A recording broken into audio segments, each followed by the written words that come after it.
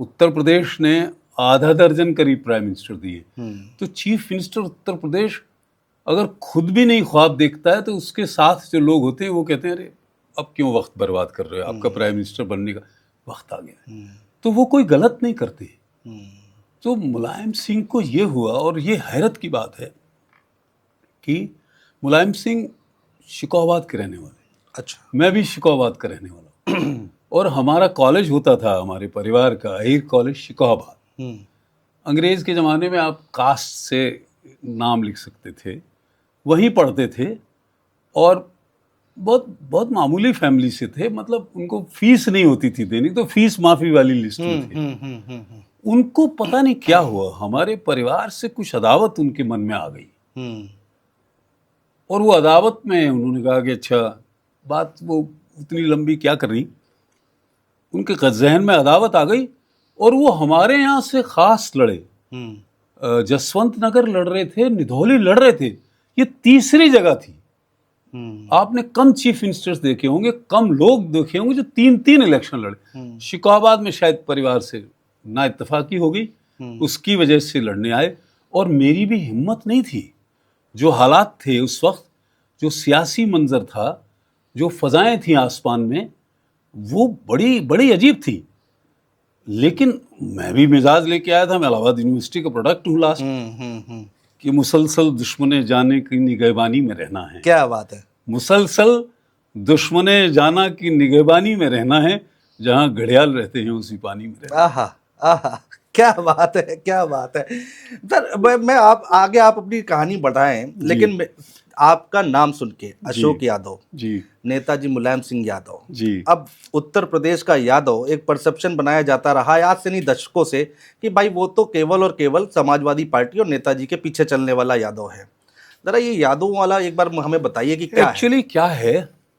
जैसे आपने देखा है, शिया सुन्नी होते हैं, हमारे मुसलमानों, हिंदुओं में और यादवों में भी तफरकात हैं। जैसे चतुर्वेदी में होते हैं, पता नहीं जी, सैकड़ों कैटेगरीज होती हैं, और समझदार लोग कायस थे, उन्होंने ज्यादा कैटेगरी नहीं रखी। वो भी इलाहाबाद के पढ़े, लेकिन यादवों में होती है। And you would surprise to note it, हमारे यहाँ एक घोसी होते हैं, एक कमरिया होते हैं। अच्छा, हम लोग घोसी हैं जिनकी तादाद है 85%।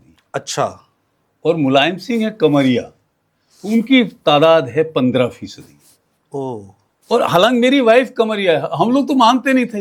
ये बाद में मुलायम सिंह ने जब सिलेक्शन ऑफ कैंडिडेट्स करा, अब उसमें एक ताज़ा रेफरेंस जोड़ना पड़ेगा कि अभी अखिलेश ने वो क्या बनाया, पीडीए, तो उसका तज्जिया मैंने किया, एनालिसिस, उसका तज्जिया किया। मैंने कहा यार ये पीडीए क्या है भाई।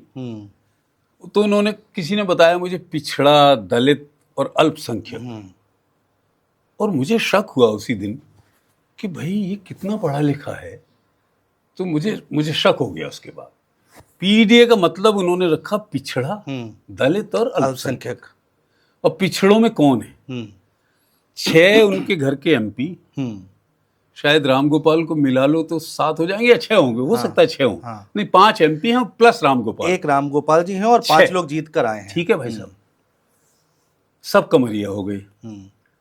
सबका होम एड्रेस लिखा जाता है जब आप एमएलए या एमपी बनते हो, तो एक, in case of any kind of accident और परमानेंट होम एड्रेस, सबका होम एड्रेस सैफई, सब कमरिया।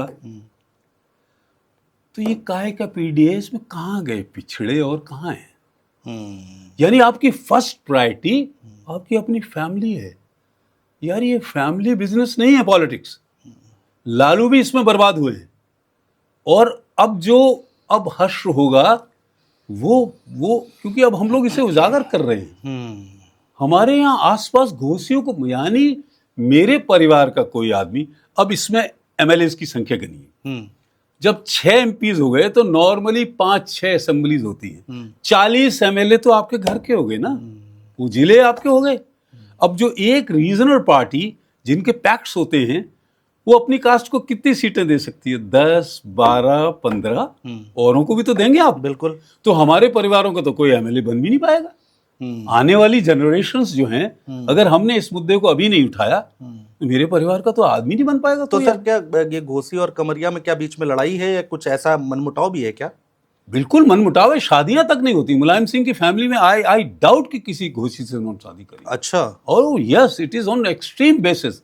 वो तो मुझे जब बाद में समझ में आया तो मैंने शेयर करना किया, मैंने बोलना शुरू करा। तो आप ये कह रहे हैं कि अखिलेश यादव हो या फिर मुलायम सिंह हो, उन्होंने केवल यादवों में भी अपना कास्ट, अपना गोत्र, हाँ, मतलब वहां तक आप उतरे हुए हो तो आप सारे यादवों के वोट अब नहीं ले पाओगे। तो मैंने बोलना शुरू करा, लोग हैरत कर रहे हैं और लोग कह रहे बात तो अशोक यादव सही कह रहे हैं। मेरे से कभी कभी जो बहुत पढ़े लिखे यादव हैं, बहुत पढ़ी लिखी जो कम्युनिटीज होते हैं, IAS है हमारे यहाँ, IPS है, बहुत है, वो मुझे पता नहीं बड़ी विनम्रता से कहते हैं आपने बहुत बड़ा काम किया था, रिजर्वेशन लड़ा था हमारे लिए, आपने कुर्बान करनी, वरना आप भी चीफ मिनिस्टर होते। ये मुलायम सिंह जी का आप थोड़ा कम नाम लिया करो। अच्छा। अब मैंने कहा क्यों? बोले अब कोई बात नहीं है। मैं उनकी बात सुनता हूँ, फिर मैं उनसे कहता हूँ, मैं आपके पॉडकास्ट पे भी कहना चाहता हूँ जी, मुलायम सिंह जी ने जब मेरे ऊपर एक अटैक जसराना में कराया। किस सन की बात है सर ये मैं मिनिस्टर बन गया था, 96 की बात है। अच्छा। मैं मिनिस्टर बन गया था और एक करहेल में कराया, करहेल उनके घर से 2 किलोमीटर। हाँ। सिर्फ मैं राहत बांटने गया, उन्हें गवारा नहीं हुई ये बात। अटैक करा दिया। मैं हेलीकॉप्टर पे था सरकारी पे, मेरे पास उस वक्त उतनी ज्यादा सिक्योरिटी भी नहीं थी, पार्लियामेंट चल रही थी। तो अटल जी ने कल्याण सिंह जी को फोन करा कि आपने यार उस लड़के को भेजा क्यों वहां, कोई नहीं जाता है आपके यहाँ से, तो कोई मंत्री, उसे क्यों भेज दिया? बोले साहब वहां ओला पड़ गया था, उन्होंने मुझे इन्फॉर्म तो किया, मैंने नया हेलीकॉप्टर भी उनको दिया। और बोले क्या है सच घटना? बोले अटैक तो हुआ है साहब। तो बोले अटैक हुआ है, यहाँ हाउस चल रहा है, हम चला पाएंगे हाउस? आप अपने मिनिस्टर को नहीं बचा पा रहे हो। तो जेड सिक्योरिटी मुझे उसी वक्त हुई, Z1, और चीफ मिनिस्टर से उन्होंने कहा कि अब आप अपना फेस सेव करिए और खुद लेके जाइए जब वो लौट के आए। और फिर मैं इटावा गया। वो सच में दैट वाज वेरी डैमेजिंग, उसमें कुछ हो सकता था, लेकिन मेरे ऑफिसर्स थोड़े से, एक SP था, ये तय था सर मुलायम सिंह जी ने कराया था अटैक। मुलायम सिंह मायावती को नहीं छोड़े, इनके साथ सरकार बनाई थी गेस्ट हाउस का, तो मुझे कैसे छोड़ देते? मैं तो उनके खिलाफ लड़ा था। गेस्ट हाउस में मायावती पे अटैक हुआ कि नहीं हुआ? बिल्कुल। तो मुलायम सिंह के खिलाफ जो बात करेगा वो तो चीफ मिनिस्टर पे अटैक करा दे। मैं किस खेत की मूली था भाई? सर आते हैं सर, आपके चुनाव से ही शुरू करते हैं। अब आपने किस्सा छेड़ा है वहाँ पर।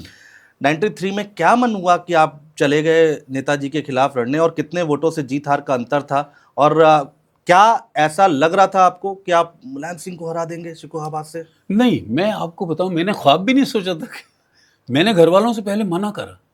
मैंने कहा भाई मुझे क्यों फंसा रहे हो यार इस चक्कर में। कांग्रेस के पास कोई टिकट लेने वाला नहीं था, मस्जिद गिर चुकी थी, वोटर भाग गए थे सब।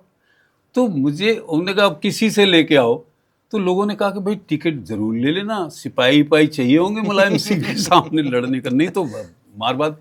और दुनिया का कोई गैंग का नाम लीजिए जो उस वक्त मशहूर थे, कोई गैंग नहीं था जो मेरे चुनाव में मुझे मारने के लिए नहीं आया हो। क्या बात कर रहे हैं? ये त्यागी गैंग, सतबीर गुजर गए, उस वक्त और भी जो गैंग थे, एक आध हमारी कम्युनिटी वालों के भी थे, सब आए हुए थे शिकोहाबाद। अच्छा। They wanted to kill me.